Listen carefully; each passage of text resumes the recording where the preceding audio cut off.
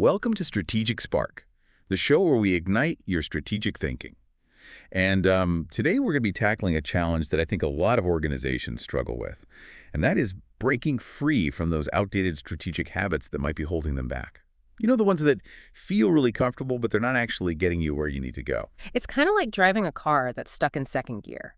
You can keep pushing the gas pedal, but you're not going to reach your full speed or get to your destination very efficiently. That's a great analogy.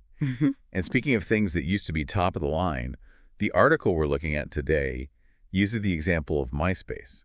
If you remember back in the early 2000s, MySpace was the social media platform. Yeah, I mean, they hit 1 million users in just 20 days. It was pretty incredible. Wow. What's really interesting is that their initial success was really driven by innovative features. They were ahead of their time in a lot of ways. They allowed users to customize their profiles, connect with people who had similar interests. They even helped musicians gain exposure. They were really pushing the boundaries. And then, as we all know, Facebook entered the scene. Right. And Facebook was much more agile. You know, they adapted to what users were looking for, a cleaner interface. They were focusing on those real-world connections, real-time updates. And it seemed like MySpace just got stuck in its ways. Yeah.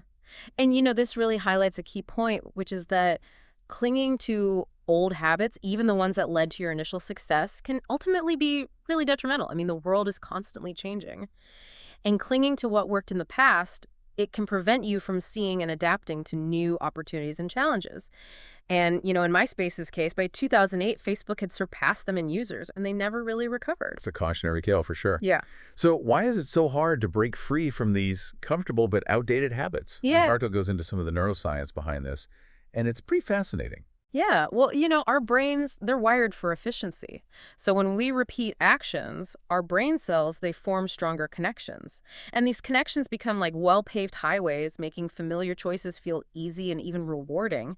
And our brains love that because it takes less effort, less energy. So sticking to old strategic habits is like taking the neural equivalent of a shortcut, even if it's not the best route anymore. Exactly. Gotcha. Changing course, on the other hand, requires our brains to work harder to create new pathways. This can feel uncomfortable, even stressful at first. It's like venturing off the familiar path and forging a new one through the wilderness. You might encounter some obstacles, but you're also going to discover new landscapes and possibilities. That makes sense. Yeah. This explains why change initiatives often meet with resistance. It's not just a matter of logic. We're literally battling our brain's wiring. I mean, the article even mentions the release of cortisol, the stress hormone, when we try to break those deeply ingrained patterns. Right. And that resistance, it's not just internal. It can also be influenced by external factors. The systems, the processes, even the physical environment we work in can reinforce old habits and make it even harder to change. Yeah. It's kind of like trying to change your eating habits when your pantry is still stocked with junk food, right? Yeah. You have to make the environment support the new behavior you want to adopt. Exactly. Before we delve into the specific steps that the article outlines, I do want to highlight the fact that modern tools and technologies can be incredibly valuable in facilitating this whole process of change. So platforms like Quantive, with its strategy AI capabilities, are specifically designed to help organizations become more agile and adaptable. I definitely encourage you to explore what they have to offer at quantive.com. Having the right tools can make that journey a little less daunting, for sure. So let's get into the 7 steps the article outlines. The first step is called review. Right. And this is where honest self-assessment comes into play. Are your current strategies genuinely effective? Or are you just doing what you've always done? Are you able to respond quickly to market shifts? Are you getting clear insights into your progress and outcomes? Those are some critical questions to ask yourself and your team. Yeah. And the article actually recommends using a strategy management scorecard to kind of help evaluate your current approach, which you can download for free from their website. They also suggest incorporating AI-powered tools like Strategy AI for some data-driven feedback on those current processes. Yeah, and that's a perfect example of how technology can play a really pivotal role here. Rather than relying just on gut feelings or outdated assumptions, you can leverage those objective insights to really identify areas where you might be stuck and where change is most needed. It's about taking a much more data-informed approach. And then step 2 is all about research, which emphasizes really gaining a deep understanding of the landscape you're operating in. Yeah, getting to know your competitors, your customers, and, understanding those evolving market demands. Knowledge is power, especially when you're navigating uncharted territory. Right. It's about overcoming that fear of the unknown by arming yourself with insights And the article was very clear. We're looking for actionable insights here, not just gathering information for the sake of it. Right. And here again, AI tools can be incredibly beneficial. They can analyze competitor strategies, collect customer feedback, and even identify emerging trends much faster than those traditional methods. It's kind of like having a team of expert analysts working around the clock to provide you with the information you need. So we've reviewed our current situation, we've done our research. Now it's time for action, right? Step 3 is called start small. That's right. It's tempting to want to change everything all at once, but that can be really overwhelming and create a lot of resistance. So instead, the article suggests focusing on manageable actions that can have a significant impact. Test a few strategic hypotheses, celebrate those early wins, and use that momentum to fuel further progress. And of course, they recommend leveraging strategy AI to make the planning, execution, and adaptation process more efficient. It seems like having the right tools is kind of a recurring theme in this process. It really is. The right tools can truly revolutionize your approach to breaking free from those old strategic habits. But let's continue exploring those remaining steps in the next part of our discussion. Okay, sounds good. We'll be right back. Welcome back to Strategic Spark. We're in the middle of this process of breaking free from those old strategic habits that could be holding your organization back.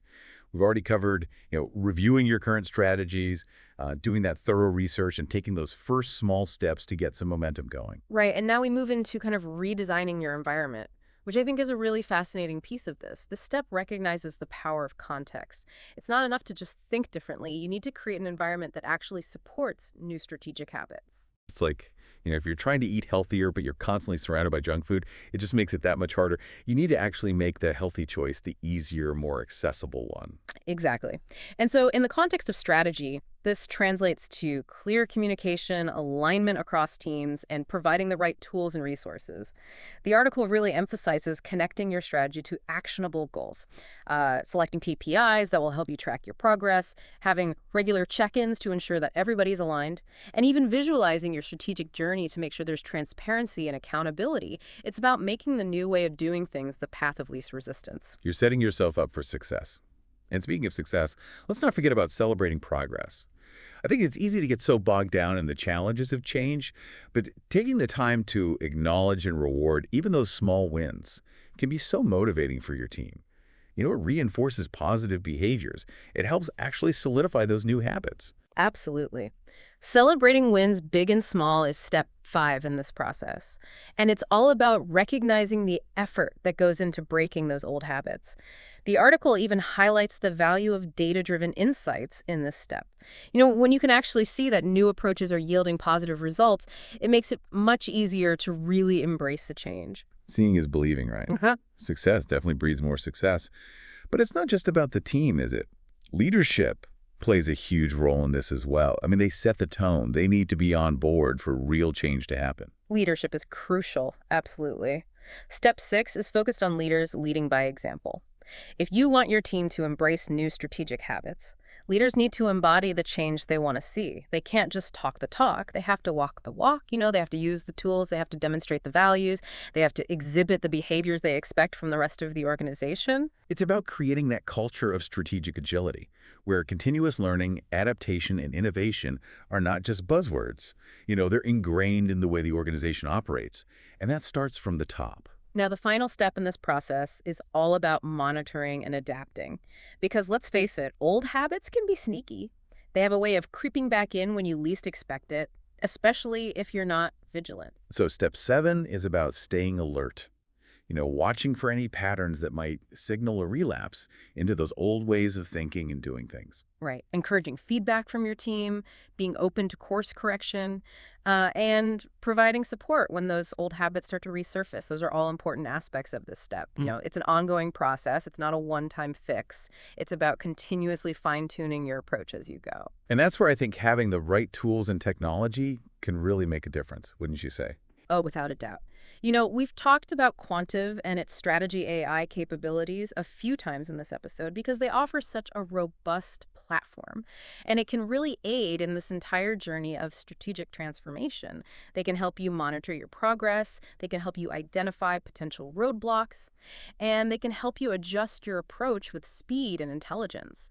So if breaking free from those old strategic habits is a priority, I would highly recommend exploring what they have to offer at quantive.com. It's a great resource to have in your toolkit. Now, even with the right tools and a well-defined plan, we have to acknowledge that breaking free from these ingrained patterns of thinking and acting, it can be a challenge. They can be. But the rewards that come with it, I mean, they're substantial. They are. The article really makes the point that in today's rapidly changing landscape, good enough just isn't enough. Businesses need to be constantly innovating, adapting, and challenging the status quo if they want to not just survive, but thrive. And that requires courage. Courage to break free from those comfortable but outdated habits that may be holding them back. It's about pushing beyond what's familiar and really embracing a mindset of continuous improvement. So as we kind of wrap up this exploration into breaking free from these old strategic habits, I'm curious what really stands out to you as the most significant takeaway from all of this. What really strikes me is just the understanding that change isn't simply about willpower or, just trying harder.